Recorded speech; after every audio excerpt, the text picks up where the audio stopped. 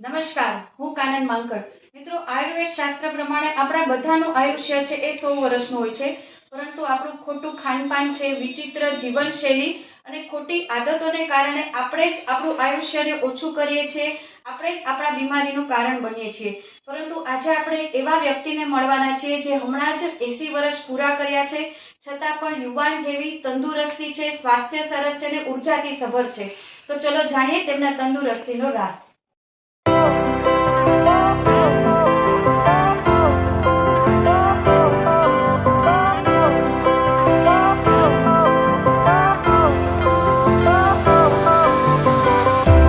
Fire went out, lights went down. When you feel lost in your shadow, don't તો દર્શક મિત્રો, આપણે હવે જાણીશું યોગેશભાઈના તંદુરસ્તીનું રહસ્ય. તો યોગેશભાઈ, 80 વર્ષે પણ તમે આટલા તંદુરસ્ત ઉર્જાવાન રહી શકો છો, તો કઈ હેલ્ધી લાઈફસ્ટાઈલ, કયું એવું હેલ્ધી રૂટીન ફોલો કરો છો, તો અમને, અમારા યુવાન મિત્રોને, બધા મિત્રોને પણ થોડી પ્રેરણા મળી શકે. તો સામાન્ય રીતે કેટલા વાગે ઉઠો છો અને કઈ પ્રવૃત્તિ કરો છો?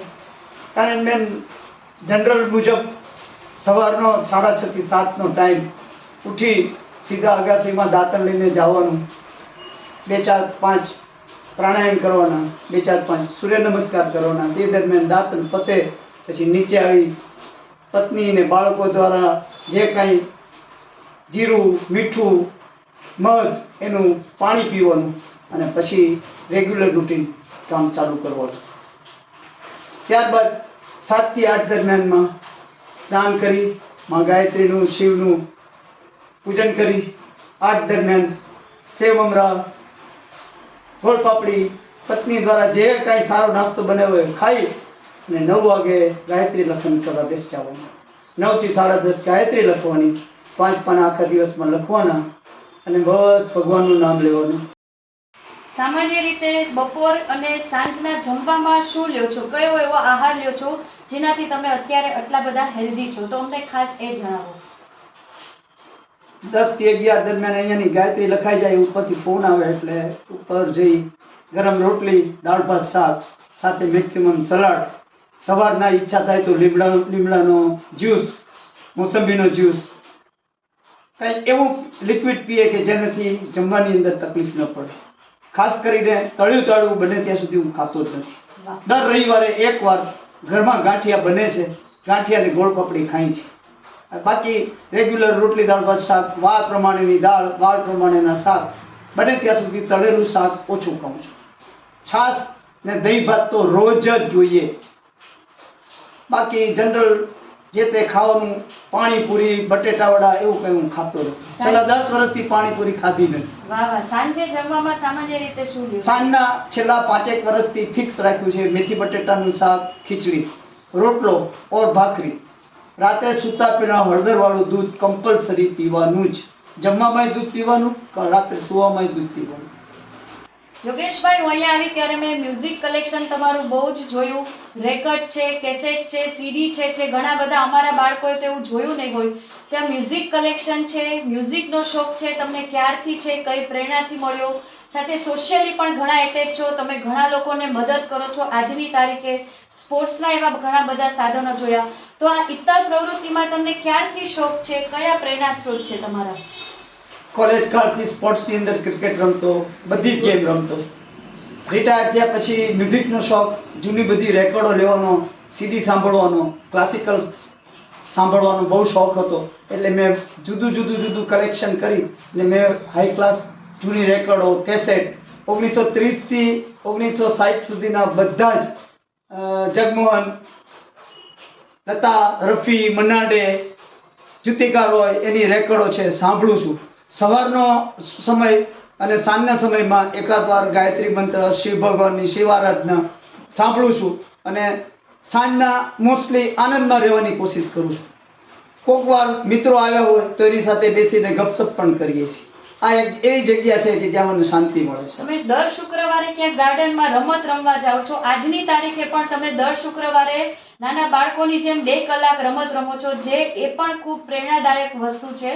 એરોડ્રોમ પાસે અમે 60 થી 70 સિનિયર સિટીઝનો, ઓફિસના સ્ટાફ, મિત્રો બધા ભેગા થઈને એક બગીચાની અંદર દર શુક્રવારે 6 થી 8 ભેગા થઈએ છીએ. જઈએ ત્યારે બધા એકબીજાને હળીએ મળીએ, એકબીજાના પતિ પત્નીના બાળકો સાથેના સમાચાર પૂછીએ.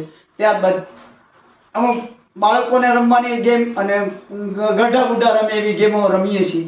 રમ્યા પછી સર્કલની અંદર બધા યોગા કરીએ છીએ.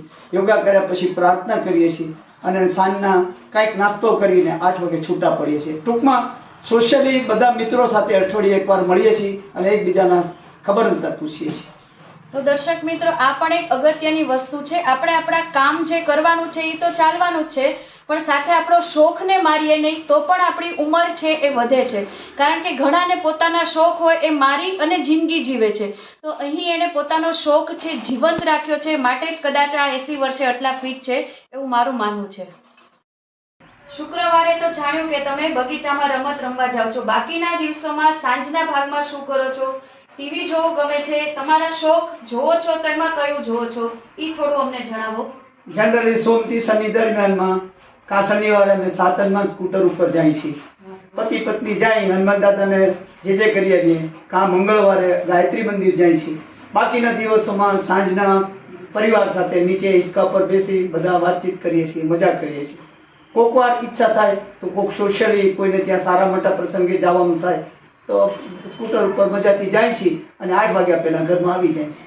તમને કીધું એટલે હું વચ્ચેથી સવાલ પૂછું, તમે ખુદ ડ્રાઇવિંગ, ખુદ સ્કૂટર ચલાવો છો આ ઉંમરે? હા, હજુ સુધી તો ચલાવું છું, સારું કહેવાય. ગાડી પણ ચલાવું છું. વેરી ગુડ, જે ખૂબ સારી વાત છે. ભગવાન તમને એટલું સરસ વાંચે કે જે ઘરના કામ પણ કરતા હશો મારા ખ્યાલથી. તો ઘરના કામની અંદર કોઈક વાર શાકભાજી લેવા જાય છે, ઘરની અંદર ક્યાંક બહાર કાંઈક જોતું પડતું હોય, આખા અઠવાડિયા મહિના દરમિયાન કોઈકનું પેમેન્ટ કરવા જવું હોય તો પતિ પત્ની સાથે પેમેન્ટ કરવા જાય છે. તો દર્શક મિત્રો, આપણે 80 વર્ષના યુવાન યોગેશભાઈની આપણે પ્રેરણાદાયી જીવનશૈલી છે જાણી. તો હવે આ 80 વર્ષના અનુભવના નિચોડમાંથી તમારે ખાસ અમારા યુવાનોને, આપણા સમાજને શું સંદેશો આપવા માંગશો કે તમારા પાસેથી અમે શું પ્રેરણા લઈ શકીએ? કારણ બેન, 80 વર્ષ હજુ જુવાન જ છું. Very good. આજના જુવાન પેઢીને ખાસ કરીને જંક ફૂડ જે તે બહાર ખાવું, ઇરેગ્યુલર ખાવું, બને ત્યાં સુધી રેગ્યુલર જેટલા તમે ખાઓ એમાં ખાસ કરીને તમે સલાડ ખાઓ, સૂપ પીવો, મગ ખાઓ, થોડી કસરત કરો, જેમ મોડે સુધી જમો નહીં, મોડે સુધી રખડો નહીં, રાત્રે વહેલા સૂઈ જાઓ તો તમને શરીરની અંદર કોઈ જાતની તકલીફ ઊભી ન થાય. છેલ્લા 10 વર્ષમાં અમે 10:30થી મોડા કોઈ દિવસ સૂતા નથી. મેચ હોય તો 12 વાગે સૂઈ જવાનું, પણ સવારે 5:30 વાગે તો ઉઠી જ જવાનું. રેગ્યુલર રૂટીન ચાલુ રાખવાનું. પણ નવા જમાનાના જુવાન છોકરાઓને મોડે સુધી જાગવું, જે તે જંક ફૂડ ખાવું, જ્યાં ત્યાં રખડવું, ગમે ત્યારે આવવું, ગમે ત્યારે જવું, કુટુંબની અંદર પણ એકબીજાની હૂંફ તો મળી રહે ને. તો દર્શક મિત્રો, ખૂબ સાચી વાત કરી. એમાં અમે પણ આવી ગયા કે અત્યારના સમય પ્રમાણે ચાલતા નથી. મન થાય ત્યારે તે ગમે ત્યારે ગમે તે પ્રવૃત્તિ કરે છે. માટે રોગ છે એ આપણે પોતે જ લાવીએ છીએ.